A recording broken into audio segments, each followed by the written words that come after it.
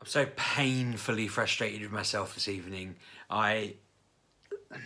Every now and again I do something and I think I'm doing it for the right reasons, or I think I'm saying it for the right reasons, or I think I'm right, and then it comes to bite me on the backside in unintended ways, and I just feel like a plonker because this wasn't my intention, but this is where we are. So I mentioned a few videos back that I'd had an argument in the WhatsApp group on the school. We've got a school WhatsApp group for Oliver's year. We all talk in there with one another about just remember your PE kit, remember there's an event tonight, remember there's a photo shoot for the kids, whatever. And I had a bit of I messaged about our experience of the past few years, and a parent got offended by the fact that I had what I considered a difficult few years. Not really sure why she got offended, but she said, I'm going to tell the school about this, and nothing really happened about it. And here we are, probably 5 weeks later, 4 weeks later at least. I'm pretty sure it's 5 weeks now.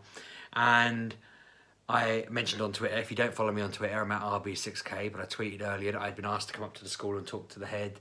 And I'd kind of replied saying, look, I'm at work until 5. Can Claire come in and talk to you? And he'd kind of replied saying, well, he didn't reply at all, actually. Yeah, Claire went in this morning to drop Ollie off and mentioned to him that she was about if he wanted to talk. He said, I'd kind of like to talk to both of you, or just Mr. Bass on his own if you don't want to come. I knew straight away then that was probably what this was about. I spent all day stressing about it, and it's been very frustrating sitting around all day waiting for the meeting to come, knowing that this was probably what I wanted to talk about. Claire was convinced it wasn't going to be because they told us it was to talk about the rest of year 2 and the progress and what they want to do and planning, but I just had this gut feeling that they were going to have the message. And when I arrived, we sat down and they literally just handed it to me on a piece of paper.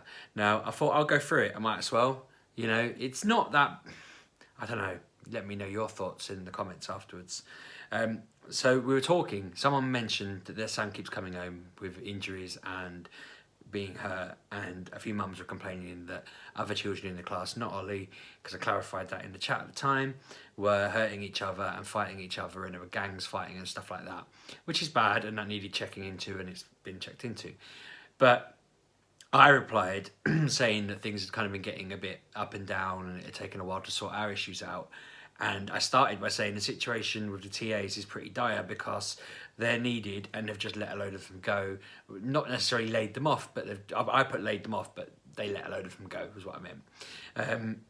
I said above, there were more TAs last year, but the issues were still there. So it's not just about that. I think there's an extreme lack of planning and attention to the issues in the class that has happened.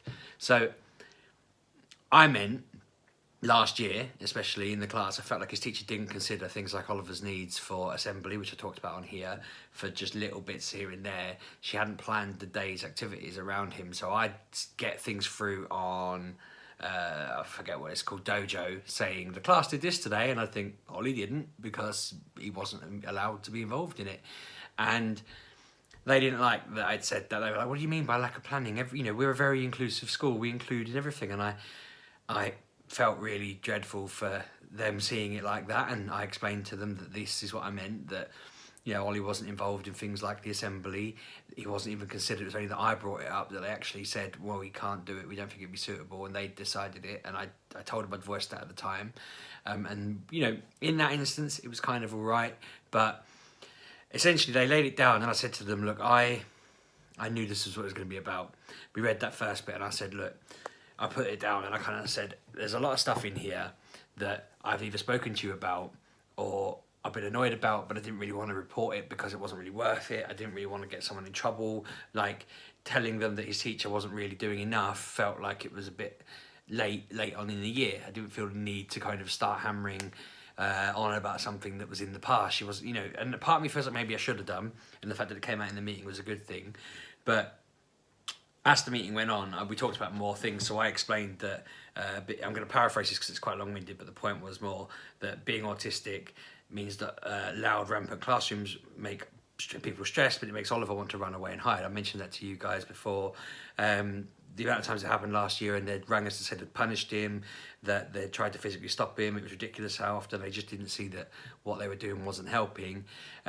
This is the part I think someone had taken offence with elsewhere, and that's part of the reason it was maybe reported, because the SENCO and the head were like, we've spent so much time and money and effort on building the nice places, the proper places, the proper utilities, the proper things to try and help this, and to hear you say that we weren't doing it is really, you know, it's disappointing.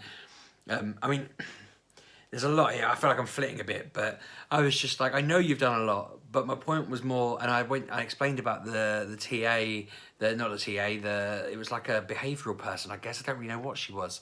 The one who was telling him to come with her, she had a surprise for him, and then she was taking him to the head. I was telling them about this. They're pulling a face like they had no idea what I was talking about. And I said, we definitely spoke about this, because I was upset about it the first time. It happened 3 times. They were a bit like, okay, we didn't know about this. You know, we talked about it briefly. I said, I think part of the reason the person got annoyed is because they were related to the person who was doing that, and maybe they took umbrage to the fact that I've complained about something they know their family member was involved in. I mentioned that we spent the whole year trying to get our ECHP plan to dictate what the school must do to support Ollie.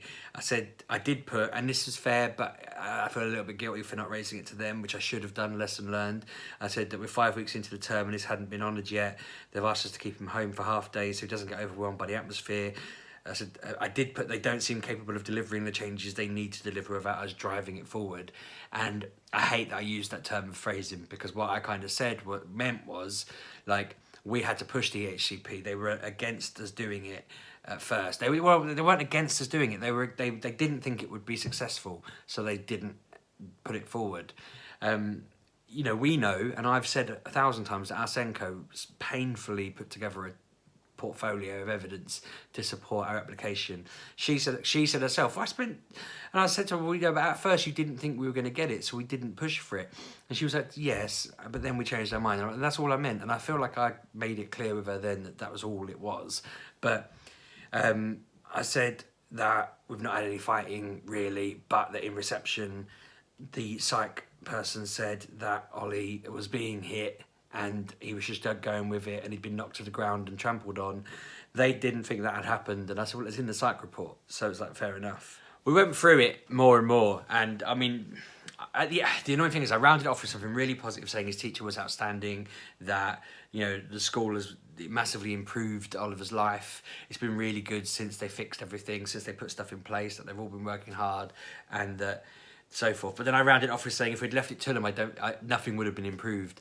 And again, it's one of those that haunted me, because I was like, that's not to say that they'd done nothing without us. It was to say that I just felt if we hadn't asked for the EHCP, we'd have probably got to a point where they weren't reviewing what he needed, and then, because we were at a point where the head was telling us they were going to expel him. We were at a point where we were being told he'd been suspended so many times he'd have to leave. And I'm a bit frustrated. Now I'm talking through it with you, I'm looking at this and I'm thinking, I could have said some of these things in the meeting, but I felt so put out, but so uncomfortable, because looking him in the face, and what had happened, they've told me what happened is they got this through, and it got forced into an official investigation. Someone came to the school and reviewed their SEN offering. They reviewed what they're doing. They've accepted that they've seen that they are doing things and that it's going well. And I said to them, I'm mortified at that, because I know that what they've put in place has been really good, and what they were doing last year was the best they had with the funds they had available. They were saying that the reason they let TAs go was because they were funding them out of money they didn't have, and the money ran out. Like, literally, that was it. That simple. He said they had to apply for some sugar tax money that meant they paid for extra things they needed. I don't really know what that means, but I'm guessing there's a sugar thing from the government. They got extra funding to pay for things they needed. You know, they've been juggling some very difficult circumstances, and they've made it work. And I made the point to them that this year it is working amazingly. Like, I said to them, it's so nice not going to work every day and having everyone joke about the fact that I haven't had a call yet, or I'm going to have a call some point soon because it's only 10:30 and I'm having a bad day, and they'll be like, oh, you'll get a call about Ollie in a minute, it'll get even worse. You know, they were not in a mean way to me, they were just knowing that it was something that was stressing me out, that it was constant. And I sort of mentioned to the head and the SENCO that it's been really positive this year. But what it felt like was these people have worked really hard to help us, and there's been ups and downs, not with... and this is, I don't want to sound like I haven't learned my lesson here, because I'm going to say something that might be construed wrong, and I'm going to caveat it lots. the Senko has absolutely been outstanding the entire way through. She's been incredible. There is nothing she has ever done that's been negative or wrong. She's been so supportive, it's ridiculous. And I feel like she didn't feel like I meant it when I was apologising, and that's really upset me, because she was great and she didn't deserve any kind of negative energy pointed her way. She didn't deserve people coming in to look at what she was doing, because I said to her, I literally said to her, there are people that I talk to. I said, I do some bits with, I kind of fudged it and said autism websites or groups, because I didn't want to just say, oh, I do a vlog, because I don't want to drop that bombshell on them. But people have told me about how bad their Senkos are, and ours is an angel. She's absolutely amazing. So I wanted to make it really clear to her that it wasn't her, but she kind of took it to heart and was a little bit, I think she was definitely upset. Whereas the head, he's really nice. He's a good bloke. I think he's good, and he came out of it really happy. But some of the times I was kind of trying to say, look, a lot of my frustration was out of the fact that you were ringing me as if to say we're going to have to kick him out for this. And it was like, well, maybe don't corner him, maybe don't chase him around the school. And it was all a bit awkward, because I was getting told very firm end of the line things, and it was making things a lot more exacerbated. So we definitely had some low points with him that it's really hard to kind of communicate. And I didn't bring it up in the meeting because I was a bit like, I don't want to make out that he wasn't a major problem. He was just part of the stress factor of getting a call from him every day, and the stress factor of being told Ollie would be kicked out. I think part of the reason that I had the vent at the time was because we were 5 weeks in and we were being told that nothing had been done about getting Ollie into school, and it was frustrating, and I just wanted to vent. And I was hearing all these other parents have issues, and I thought, you know, I'm going to get it off my chest. When I'm staring at them both, thinking we've had an excellent 10 weeks, the best 10 weeks of Ollie's school life, and that's been entirely due to the combined efforts of them, us, and his teacher, I was just looking at them thinking, it's like I've just walked in and slapped him around the face and just said, you've done nothing for 2 and a bit years. And I'm heartbroken that they feel that way. I've just come home, I've eaten my dinner on my own because I was late back. And I just sat at the table, and Claire and everyone was in the other room. I just feel really broken about it, because they didn't deserve that. And this has all come about because some busybody didn't like what I'd said and decided, I just, like, why did they do it? It's really broken me. And I promised them, I said to them, I'm not going to retaliate. Like, I'm not, retaliate is the wrong word. I'm not going to go into the group and make a scene. I said, I've learned my lesson with this, really. The Senko said, you left yourself exposed by putting it in the group like that. I explained to her I didn't know that there was a relation to one of the staff members in there that may have taken offence to it. I feel really awkward because there is a genuine issue there with the other people getting hurt in the fighting, but I feel like the school have handled that from what I understand. And again, they've just been dealing with a difficult class. It has been a difficult class. There's a lot of boys in there, and a lot of the boys have various things going on with them. It's probably the most challenging class they'll have in a long, long time. I don't think any of the classes before that, no one's ever said anything, and none of the ones since, this is the class that's like their challenge, and they're rising to it. I just feel like last year it perhaps wasn't being risen to in the same way, but I tried to make that point, and it's just, I'm not trained in giving, you know, I don't know what I'm talking about with it, really, do I? I'm not a teacher. I'm just a parent who thought he was saying something in private to a couple of people he knew, and somebody else has just chimed in and derailed it. And I can't believe that it's created this whole investigation. They did say it's gone fine. They've verified it. So I mean, that's peace of mind from our point of view, and I'm glad they're vindicated. But I just feel awful, and I mean, lesson learned. Really, keep my mouth shut. It's on me. I mean, you've heard what I said, slightly paraphrased at times. I think I read the worst bits. I only left out a part. Basically, I said that we get called over every little thing. I'm sure if a kid's hurting another kid, they'll have told their parents that it was happening. I think that's the only bit I left out. But they were like, we always tell the parents when something's happening. I was like, no, I know. And that's exactly what I was trying to say. I kept fixating on the right up in front of me while we were talking. I couldn't focus because I kept seeing lines and wincing and just apologising again and again and again. I just feel mega awkward. I don't like letting people down, and I don't like upsetting people. And I feel just like, yeah, I'm a plonker, really. I shouldn't have done that.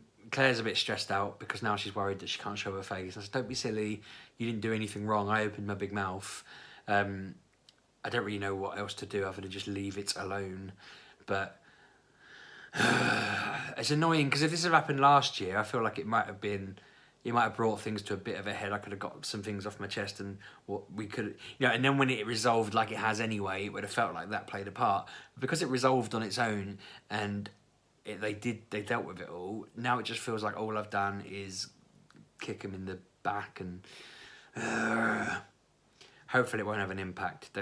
We went on to talking about how it went yesterday, talking about how well he's getting on. He's got his TA in now. He did his first day. They said he was a bit tired after the extra hour.